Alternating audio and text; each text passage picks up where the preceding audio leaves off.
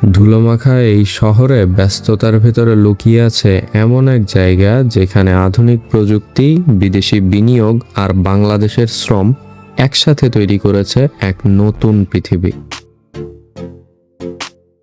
এটি কোনো industrial zone নয়, এটা যেন বাংলাদেশের মাঝে ছোট্ট এক কোরিয়ান স্বপ্ন।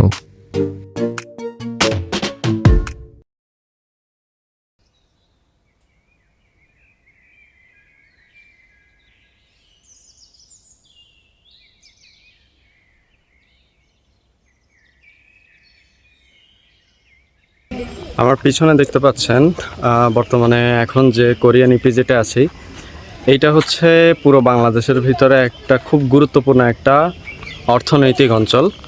এটা মূলত হচ্ছে এই যে পুরো এরিয়াটা দেখতেছেন, এই পুরো এরিয়াটা কোরিয়ান ইপিজেট অর্থাৎ ইয়ংঅন। তো ওদেরই হচ্ছে এই পুরোটা জায়গা। এই অঞ্চলের মধ্যে টোটাল 48টা ফ্যাক্টরি আছে।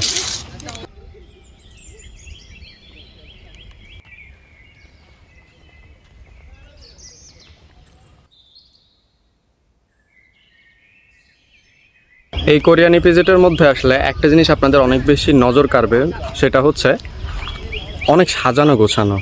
এই জায়গাটাতে অ্যাকচুয়ালি আসলে মনে হয় যে বাংলাদেশ থেকে হয়তো বা অন্য কোনো জায়গায় আসছি, বাট মোটেই মনে হয় না এটা বাংলাদেশ।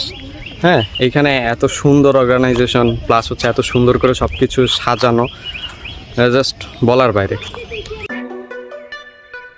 এখানে প্রবেশ মানে যেন এক আলাদা জগতে ঢোকা, যেখানে প্রতিটি কাজ পরিকল্পিত, নিরাপত্তা কঠোর আর পরিবেশ অত্যন্ত নিয়ন্ত্রিত।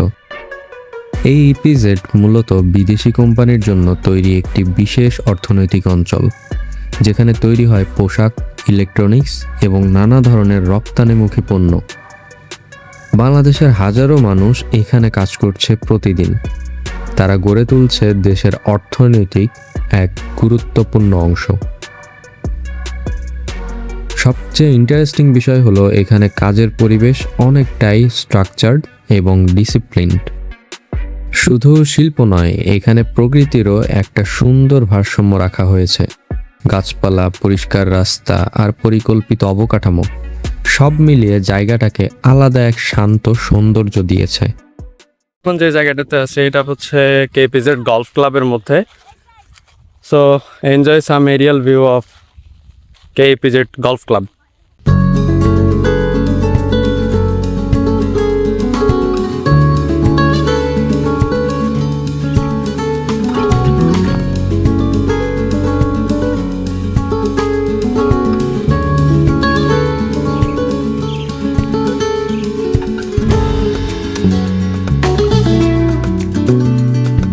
এটি শুধু একটি শিল্প এলাকা না, এটি দেশের অর্থনীতির একটি শক্ত ভিত্তি।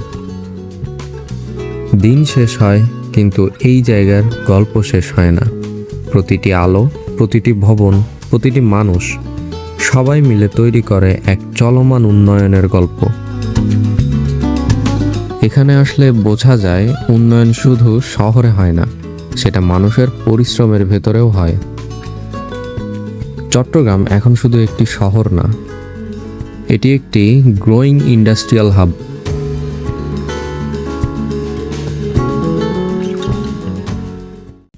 ভিডিওটি যদি ভালো লেগে থাকে তাহলে একটা লাইক করবেন, আর এত সুন্দর সুন্দর ভিডিও যদি আরও চান তাহলে আপনারা আমার চ্যানেলটা সাবস্ক্রাইব করে রাখতে পারেন।